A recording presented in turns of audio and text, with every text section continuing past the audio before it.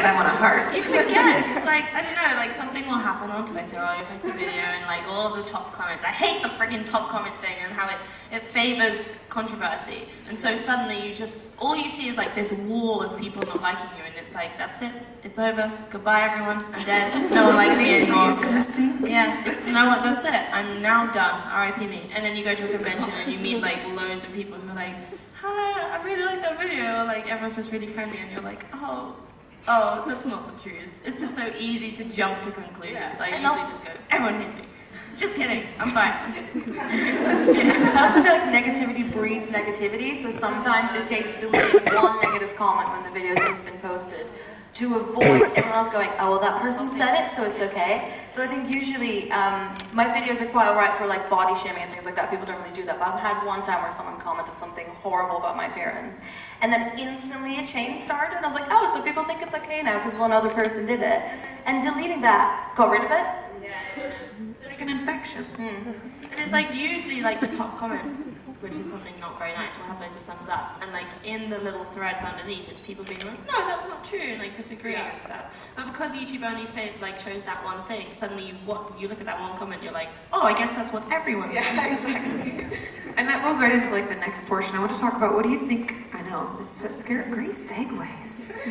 What do you think social media as a whole, like YouTube, Twitter, whatever, what do you think they could do, or what have they done that have made it easier or harder to manage that? Because there's some tools I love, like Mutes. Yeah. Twitter has done a lot recently. Where you can block specific words is amazing, because like, if there is one thing that you're insecure about, or you know that people continuously come back and talk about, that is something that you could at least put on approve. I had to do it not for a video where I was getting negative things, but where people kept posting the same spoiler for a book, and I was like, block the word dies. And so I can see them all coming in, I'm like, delete. But that is obviously a function that also works really well if you get very specific comments about a very specific thing, and that's really nice.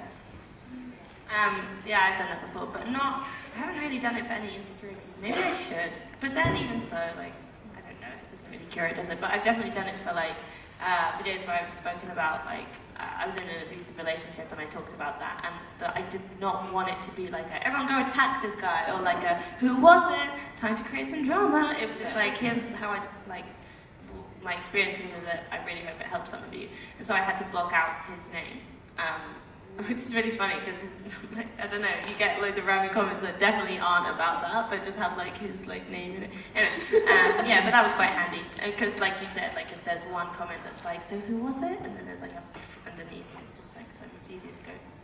Yeah, just remove the whole thread. Yeah. I think this isn't something that like it's not like a tool, but it's just the case of on my personally, I tend to script videos because if I don't, then I will miss those points. Yeah. And I think because mine's educational, I don't script it, but like bullet point. Yeah, exactly. Yeah. But it is the worst when you're editing and you don't have time to reshoot, and you're like, say doesn't make any sense. You have to do the little asterisks with the text, just pause. That's why things pop up on the screen. I'll get my phone and be like, sorry, I missed that. I'm just editing now. Yeah, I forgot to say this. Obviously this. Blah, blah, blah. Yeah, exactly.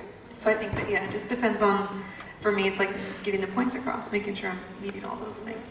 Yeah, and then sometimes it's just a case where you're like, I have a fun story, or I need to tell someone about my day, and then you turn on the camera and that doesn't need a script, because even if you miss like a little detail in the story, it's not going to have people in the comments like, why did you do this though? Why did this? Did you tell us you went got ice cream? Yeah. And you're like, it doesn't matter. I recently got a hate comment about that. Okay, I should not say hate comment. Maybe I should just say criticism, whatever. It was just me talking about my day. I was like painting or something, and someone was like, I'm really disappointed that you scripted this video and like tried to play it off as like naturalistic. I'm like, I didn't script it. Why did your audience tell you that they're disappointed in you? That's I don't know.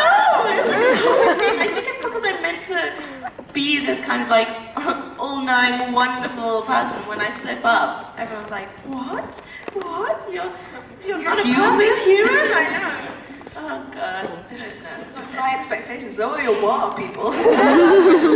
She's only human.